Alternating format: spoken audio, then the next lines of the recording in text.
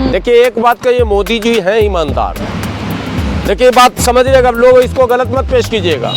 बाकी राजनेताओं ने चुनाव में से पहले जो कुछ मैनिफेस्टो में कहा उस पर अमल नहीं किया। आप दिल्ली में खड़ी है, दिल्ली में केजरीवाल की सरकार उनकी आस्था को कमजोर करेगा, उनकी सोच पर ग्रहण लग जाएगा। जो लोग आज दर्शन के लिए लाइन लगाए हुए हैं, कल को वो गंभीर होकर कभी एकांत में सोचेंगे कि राम जी के कद को जिस तरह से पेश किया जा रहा है इस देश में, राम जी का नाम जिस तरह से भय का बनाया जा रहा है नाम, इससे तो राम जी का कद छोटा हो रहा है। कोई भी व्यक्ति आगे आ रहा है तो फिर वो आगे बढ़कर आपके आगे क्यों नहीं खड़े हो रहे? ये सवाल मैंने कई बार उठाया कि जैसे मॉब लिंचिंग होती है, मेरी मॉब लिंचिंग हो रही है, अफराजुल की हो रही है, तबरेज की हो रही है, पहलू खां की हो रही है, किसी की भी हो रही है। तो मॉब लिंचिंग करने वाले तो चुटकी भर लोग हैं, मुट्ठी भर भी नहीं है। लेकिन बाकी लोग जो तमाशेबीन हैं वो तो सपा, बसपा, कांग्रेस, आरजेडी, जेडीयू, टीएमसी, सीपीएम, सीपीआई इत्यादि इत्यादि सेकुलर पार्टियों के हैं। वो क्या कर रहे हैं? उन्हें कम से कम ये तो कहना चाहिए आगे आकर, भैया इसको क्यों मार रहे हो, ये तो मेरा वोटर है, और वो भी एग्रीमेंट किया हुआ वोटर है। आप देखिए ना, कसमें खिलाई जा रही। ममता बनर्जी ने राम का कसम नहीं खिलाया, ताज्जुब की बात है। ममता बनर्जी अल्लाह का कसम खिलवा रहे हैं। ममता बनर्जी कह रही है अल्लाह की कसम खाओ भाजपा को वोट नहीं देंगे। दीदी, मुसलमान वोट देता ही नहीं है, दिया ही नहीं है, देगा ही नहीं, आप इसको कसम खिला रहे हैं। जो दे रहा उसको कसम खिलाइए ना। सवाल यहाँ पर वोट का या वोट बैंक का नहीं है, मैं एक माइंड सेट का कह रहा हूँ। तो जो सेकुलरिज्म के आड़ में कुछ हमारे लीडरान भी जो मैंने मिसगाइड कर रहे हैं, मिसलीड कर रहे हैं, उनको मैं सतर्क करना चाहता हूँ। आम जन यहाँ का सेकुलर है, बड़ी आबादी यहाँ का बहुत अच्छी सोच का है, लेकिन कहीं ना कहीं वो चुप है। उसकी चुप्पी का ये चुटकी भर लोग, मुट्ठी भर लोग फायदा उठा रहे हैं। इसलिए मैं देश के उन तमाम सेकुलर सोच रखने वालों से हाथ जोड़कर विनती करता हूँ, अब आप चुप मत रहिए। आपके सामने अगर कोई राम का नाम लेता है तो दिल बड़ा होना चाहिए, खुश होना चाहिए कि कोई राम भक्त आया है। लेकिन आज जैसे नारा मेरे कान में आ जाए, जय श्री राम, भागदड़ मच जाता साहब, आ गया कोई लगता है मामला। ये सोच बदलिए देश में, और अगर इस सोच को नहीं बदलेंगे तो नुकसान उनका होगा जो अपने आप को करोड़ों करोड़ों में गिनाते हैं। 100 करोड़ सनातन धर्मी हैं, वो बाद में उनकी गिनती 90, 80, 70, 60 होते होते जो कहा जा रहा है ना 50 और 75 सन बार बार गिनाया जाता है। टीवी डिबेट पे आप देखते ही होंगे। इसीलिए ये प्लान लाओ, वो प्लान लाओ, सीए लाओ, एनआरसी लाओ, यूसीसी लाओ, फैमिली प्लानिंग लाओ, फला लाओ, सारे हथकंडे हो रहे हैं।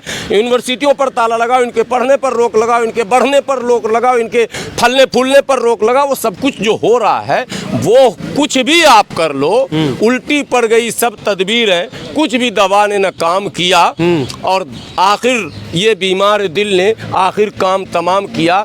अंतोगतवा जिस रास्ते पर ये चल रहे हैं, ये रास्ता इनको माइनस पर लेकर जाएगा।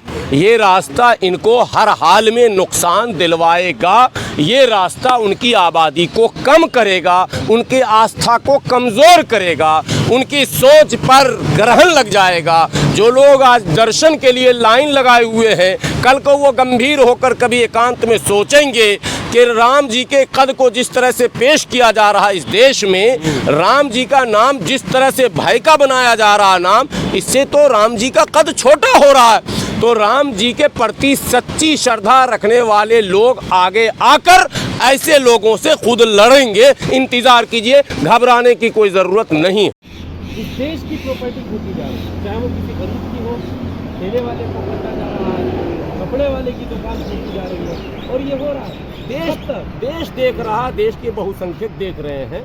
ऐसा नहीं है कि देश की बड़ी आबादी जो है वो कॉम्युनल है, बड़ी आबादी सेकुलर है। यहाँ का खमीर जो भारत का है वो सेकुलर है, यहाँ की मिट्टी सेकुलर है, यहाँ की सोच सेकुलर है। उन सेकुलरवादियों को नहीं पता चल रहा उनकी गली मोहल्ले में कोई जा रहा है तो वो पहले खड़े हो, आपके आगे खड़े हो, नहीं आ सकते तो पता चल रहा है। थोड़ा सा देखिए भय का माहौल है, खौफ का माहौल है, डर का माहौल है। पता सबको चल रहा है क्या हो रहा, सभी लोग देख रहे हैं, सुन रहे हैं। आप जैसे चैनलों के जरिए भी खबरें जा रही है, सोशल मीडिया पर सारी खबरें आती रहती हैं छन छन कर। जो कुछ मजहब के नाम पर हो रहा है इस मुल्क में, और खास करके जो अब राम जी के नाम पर जो कुछ हो रहा है, वो पूरा देश देख रहा है, पूरा देश देख रहा। मुझे उम्मीद है देश के लोग इसकी गंभीरता से लेंगे। अब प्रतीक्षा कीजिए, घबराने की कोई जरूरत नहीं है। उथल पुथल दुनिया की तारीख में बहुत कुछ हुआ उसी की, ठीक है, क्योंकि लोगों को ये शंका है कि ये सरकार हम हटाना भी चाहते हैं तो नहीं हट पाती है, कारण ईवीएम है। तो लोग ईवीएम के भी खिलाफ लड़ रहे हैं, तो अलग अलग मोर्चों पर लोग लड़ रहे हैं, अपनी बात उठा रहे हैं। तादाद कम है, ज्यादा है, शक्ति कम है, ज्यादा है, धन कम है, ज्यादा है, आबादी कम है, ये एक अलग विषय है, लेकिन चुप्पी नहीं है देश में। मुझे इस बात का गर्व है कि देश में बोलने वालों की संख्या भी बहुत है, खूब बोल रहे हैं और अच्छे से बोल रहे हैं, तर्कों के साथ बोल रहे हैं, अच्छे शब्दों का प्रयोग कर रहे हैं, जवाब भी दिया जा रहा। आगे इनकी तादाद और बढ़ेगी। एक सवाल और है मेरा आपसे, अभी आपने 22 जनवरी को देखा होगा कि अयोध्या में राम मंदिर का उद्घाटन हुआ। वहाँ पे मंच पे मोदी जी थे जो कि देश के प्रधानमंत्री हैं, उनका वो संवैधानिक तरीके से वहाँ थे, ठीक है, लेकिन जो वहाँ आरएसएस प्रमुख मोहन भागवत मंच पे थे और मंच से बोले हैं, उनको किस नाते उस मंच पे बुलाया गया? नहीं, वो तो देश के कई लोगों को बुलाया गया, सैकड़ों लोगों को आमंत्रित किया गया था, सबको नहीं बुलाया गया। मंच पे वो देखिए, ये ट्रस्ट का मैटर था। मोहन भागवत जी न जाते तो फिर जाता कौन? सारी मेहनत 100 साल से तो आरएसएस ही कर रही थी। मोदी जी तो प्रतीक एक है, मोदी जी को नहीं जाना था, ये आप कहिए। संवैधानिक पद पर बैठे लोगों को धार्मिक अनुष्ठानों में शामिल अगर हो भी जाते हैं गेस्ट के तौर पर तो ठीक है, लेकिन जो दृश्य वहाँ दिखा, जो मंजर दिखा, जो भाषण हुआ, जो बातें रखी गई, वो थोड़ी निराशाजनक बातें हैं। उन्होंने संविधान से ज़्यादा, बहुत ज़्यादा, यहाँ तक के संविधान को पीछे रखते हुए भी कुछ बातें कही हैं जो अभी सोशल मीडिया पर सब वायरल है। बहरहाल घबराने की कोई ज़रूरत नहीं है, निराशाजनक स्थिति अभी नहीं है, अभी काम करने का पूरा अवसर है हम लोगों को। और जो लोग भी काम करना चाहते हैं, लोकतंत्र को बचाना चाहते हैं, डेमोक्रेसी को बचाना चाहते हैं, भारत के में संवैधानिक व्यवस्था बनाना चाहते हैं, प्यार मोहब्बत भाईचारा एकता अखंडता के लिए जो लोग प्रयास कर रहे हैं, उनके लिए अभी काम करने का वक्त समय है।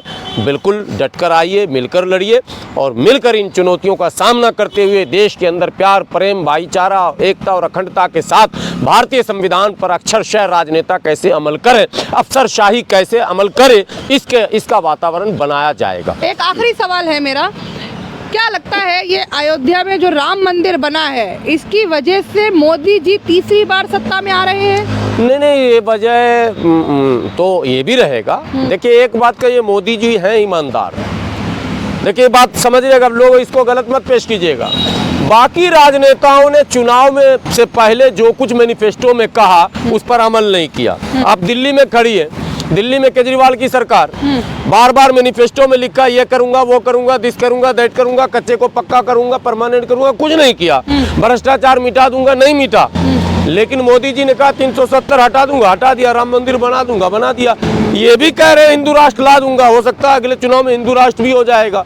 लोगों को भरोसा जग रहा। जो नकारात्मक और सकारात्मक दो शब्द हैं, लेकिन इन नकारात्मक सकारात्मक शब्दों पर अड़ने वाला भी एक शब्द होता, यानी कोई जो होता निडर, तो वो निडर हमेशा निडर रहे इसकी गारंटी नहीं होती है। कहीं निडर भी है और कहीं कॉम्प्रोमाइज भी करता है, लेकिन ये कॉम्प्रोमाइज नहीं कर रहे हैं, नकारात्मक दिशा में ही बड़ी मजबूती से आगे बढ़ रहे हैं। हमारे जो दूसरे लीडरान हैं, ये सकारात्मक दिशा में भी नकारात्मक तरीके से चल रहे हैं, इसलिए अविश्वास का वातावरण बन रहा। आज दूसरी पार्टियों का जनता में भरोसा इसलिए नहीं हो पा रहा कि आप कहते कुछ हैं और करते कुछ हैं, तो भैया उसका खमियाजा 24 में भी भुगत सकते हैं और मोदी जी तीसरी बार आ भी सकते हैं। मैं कोई भविष्यवाणी अभी नहीं कर रहा हूँ, लेकिन ऐसी कल्पना की जा रही है, तसव्वुर ऐसा किया जा रहा कि ये भी हो सकता है। जी, धन्यवाद।